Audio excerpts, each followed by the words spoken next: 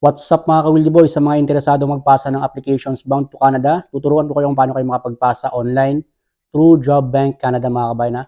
Para lamang to sa mga interesado magpasa, wala itong bayad, kinakailangan nyo lamang mag-provide ng Canadian format resume and cover letter para kayo ay makapagpasa sa mga email address ng employers bound to Canada. Hindi ito dadaan sa agency mga ka-Wildy Boy, with or without experience, walang nakalagay na age limit. Sa education, kahit hindi kayo nakatapos ng kolehiyo, no degree mga ka-Wildy Boy, pwede mag-apply. At kinakailangan nyo lamang pasahan lahat ng mga available results na pwedeng pasahan mga kabayan. Hindi nyo na kinakailangan maghintay ng mga job opportunities na i-upload ng mga content creator, like gusto mo mag-apply as a welder, butcher, carpenter, cook, mechanic, truck driver, kitchen helper, or kahit anuman ang uri ng trabaho. Kayo na mismo ang maghahanap ng trabaho para sa inyo kung anumang skill ang taglay ninyo mga kabayan. Kinakailangan mo lang panoorin ang video na ito nang sa ganun malaman mo ang mga pamamaraan para ikaw ay makapag-apply bound to Canada. So without any further ado, panoorin mo ito, unawain mo, at pasahan mo lahat ng mga job opportunities papunta dito sa bansa Canada. Okay mga ka-Wildy Boy, pay attention kayo. Go to Google, then type jobbank.gc.ca. So pag nandun na kayo sa page, meron kayong makikitang your career starts here. So scroll down nyo mga ka-Wildy Boy Meron kayong makikitang resources tailored to your needs. Job Bank offers free tools and resources that can help specific groups participate in the labor market. Nakalagay dyan, young Canadians, newcomers to Canada, temporary foreign workers, veterans of the Canadian Armed Forces, Indigenous people, foreign candidates from outside Canada, persons with disabilities. Ngayon, meron kayong dalawang pwedeng gawing options dyan. It's either sa foreign candidates from outside Canada or temporary foreign workers. Ngayon, unahin muna natin foreign candidates from outside Canada. Click mo yan. Makikita nyo looking for work in Canada. Search jobs from employers who are recruiting foreign candidates from outside Canada. Makikita nyo dyan may nakalagay na what? Example lang, cook. Pero ang ilagay natin, welder mga ka-Wildy Boy na trabaho. Just for example, ikaw ay welder. Ilagay mo dyan. So where? Ilagay mo all of Canada. Then click mo yung search. So lalabas dyan yung mga available results for welder. Nakalagay din dyan, Canadians and international candidates. Sample natin tong unang result. Nakalagay dito, posted on March 12, 2024 by Leading Manufacturing Group Incorporated. Job details, located siya sa Vermilion, Alberta. $36 hourly, 32 hours per week, permanent employment full-time. Day weekend starts as soon as possible. Meron siyang 30 vacancies. Verified by Job Bank Canada.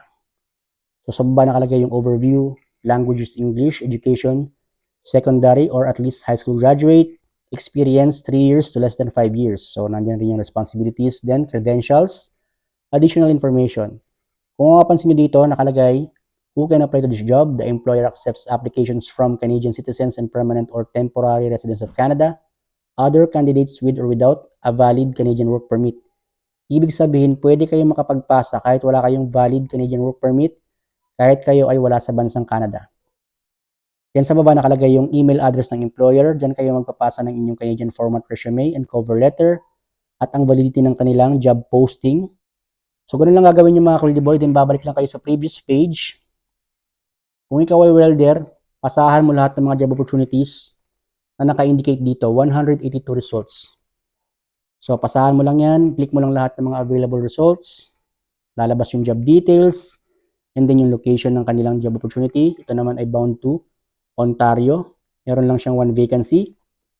Lahat yan mga ka-Wildy Boy pwede mag-apply kahit wala kayong valid Canadian work permit. Then i-click nyo lang yung may nakalagay na show how to apply. Magpasa kayo dyan sa kanilang email address. And then yung validity ng kanilang job posting nakalagay dyan. So ganun lang ang gagawin nyo mga ka-Wildy Boy Kapag kayo ay welder, pwede kayo magpasa dito nang walang bayad. Hindi ito dadaan ng agency. Kapag kayo ay minessage ng employer through email address, i-verify nyo muna kung ito ay legit, and then mag-respond kayo sa kanila. So, ganun lang mga ka-Wildy Boy. Job opportunities yan for welder. Palitan nyo lamang to ng ibang job opportunities. Just for example na lang, cleaner. Naghahanap ka ng trabaho for cleaner. I-type mo lang dyan yung trabahong gusto mong applyan. Then, click mo again yung search. Lalabas dyan yung mga results. For cleaner, meron siyang 1,501 results. Again, for Canadians and international candidates mga ka-Wildy Boy. Click nyo lamang yung mga available results. Then lalabas yung mga details. Ito ay located sa Delta, British Columbia. overview. Then sa baba, nakalagay pa rin dyan, pwede makapag-apply kahit wala kayong valid Canadian work permit. Then i-click nyo lang yung may nakalagay na show how to apply. Kung interesado kayo dito, magpasa kayo ng inyong Canadian format resume and cover letter. So ganun lang kadali mga ka-Wildy Boy ha. Sundin nyo lamang yung ginawa kong proseso kung paano ba kayo makapagpasa ng inyong application. Ilalagay nyo lamang dyan sa what ang mga trabaho gusto nyong applyan mga kabayan ha. So lagay rin natin dito just for example na lang, farm worker.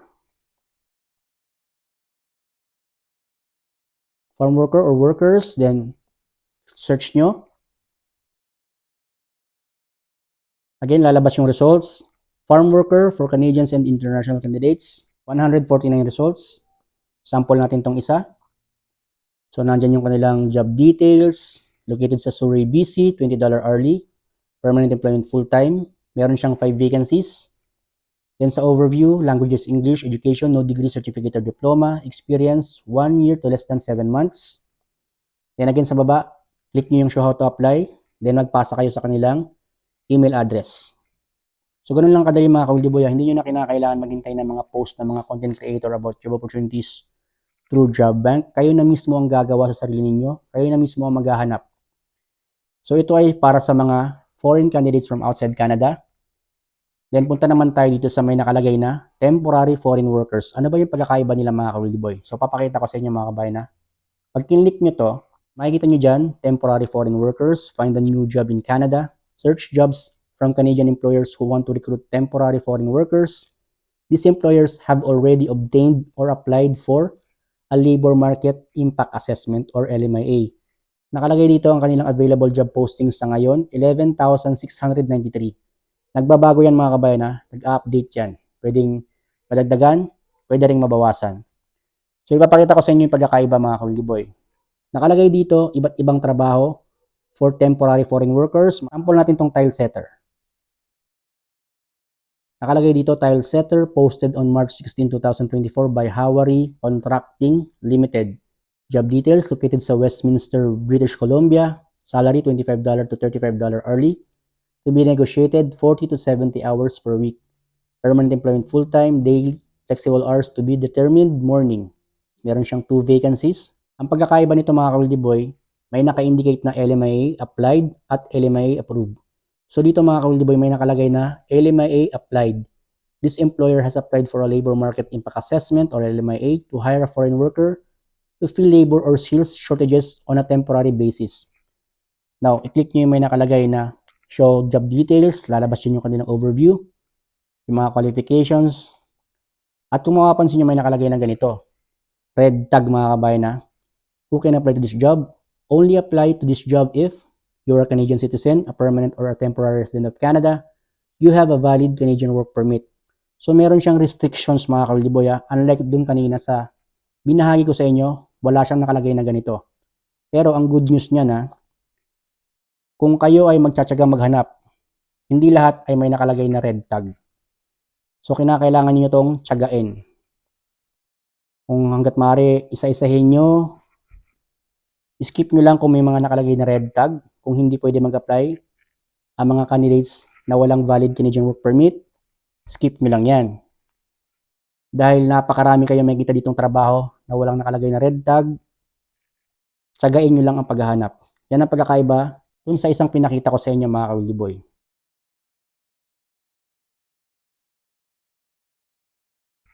Okay mga ka-Wildy Boy, kagaya na lamang nito. Kitchen helper posted on March 14, 2024 by Apna Punjab Sweets and Takeout. Nakalagay dito, located sa Edmonton, Alberta. Meron siyang 1 vacancy. At meron din siyang LMIA applied. Pero sa baba, nakalagay, pwede mag-apply kahit wala kayong valid Canadian work permit mga ka-Wildy Boy. Hindi nakalagay na may red tag. So yun ang kaibahan nito ha. Kinakailangan nyo siyang tsagain sa paghahanap ng mga job opportunities na fit para sa inyo.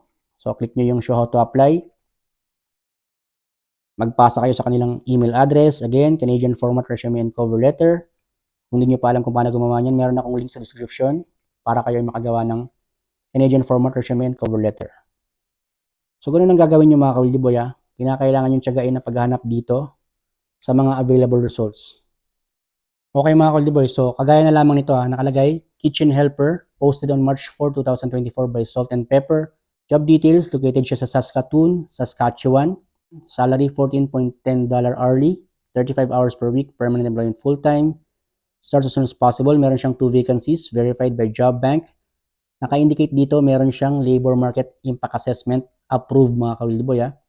Ibig sabihin nito talagang nangangailangan ng employer ng mga candidates upang mapunan ng kanilang job opportunity dahil walang Canadians, permanent or temporary residents of Canada na nag-apply para sa nasabing trabaho.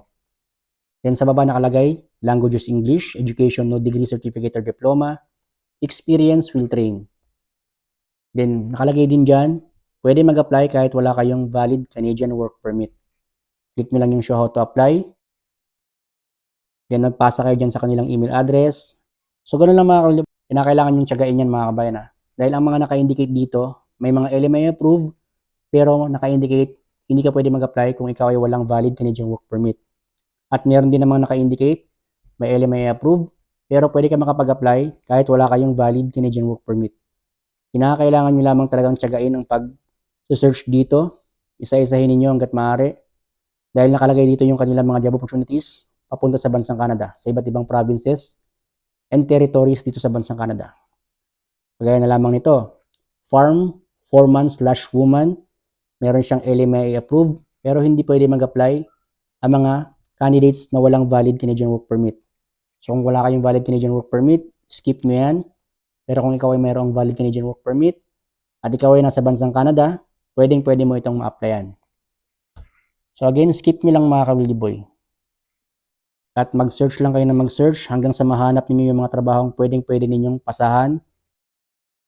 Of course, kung kayo ay from outside Canada, kinakailangan ang mahanap niyong trabaho ay mayroong LMA approved or LMA applied, pero dapat walang nakalagay na red tag mga kabayan dapat ganyan ang nakalagay.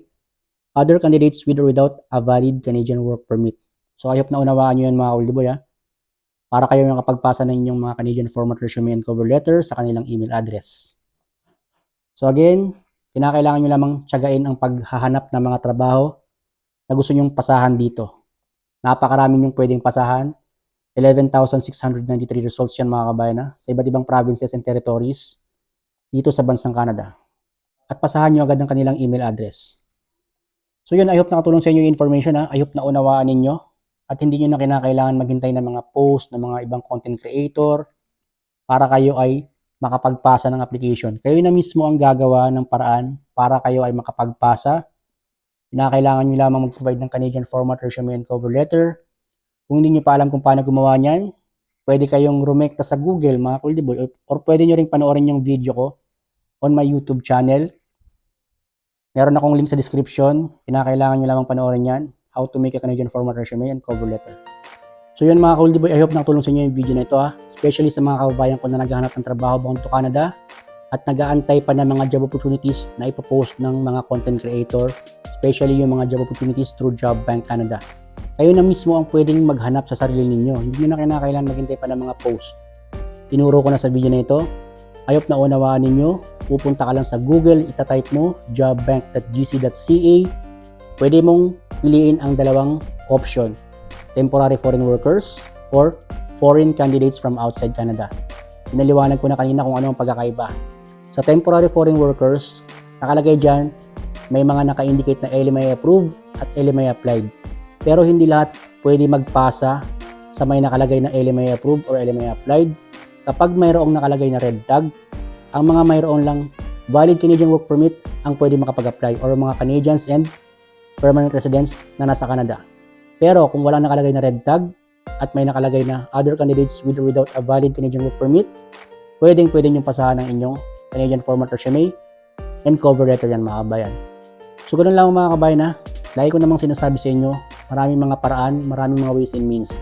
Pero dapat ninyong maunawaan ito. Hindi ko sinasabi na dito kayo umasa. Ang nangyayari kasi, maraming tayong mga toxic mindset. Maraming tayong mga paasa mindset. Hindi dahil nagbigay ako sa inyo ng information, dyan na kayo agad aasa. Hanggang mawala na kayo ng chance dahil walang nagre-reply. Hanggang sa mag-isip na kayo na kung ano-ano, pinaasa kayo. Lagi kong sinasabi mga ka-Willyboy, isa lamang ito sa mga options na pwede nyong gawin. Ang number 1 na pinopromote ko, become a skilled worker in the Philippines. Nang sa ganun, mas malaki ang chance mo na makapag-apply ng trabaho abroad. Hindi lang bound to Canada. Maaari rin bound to UK, Australia, and New Zealand or sa mang panig ng mundo. Kinakailangan mo lamang kumilos at gagawa ng paraan. Again, I hope nagustuhan niyo ang video nito at lalong-lalo na kung sakasakaling nakatulong sa inyo. Don't forget to give a thumbs up at kung bago ka pa lang sa aking channel, don't forget to subscribe and click mo notification bell para lagi kayong updated sa mga bagong job opportunities, buhay OFW na aking na-upload. As always, consistency, patience, and have a positive mindset sa mami ng diligence, tiwala sa sarili sa may kapal, at sa proseso. Ingat palagi. See you in the next video. Bye-bye mga ka-Wheelie Boy.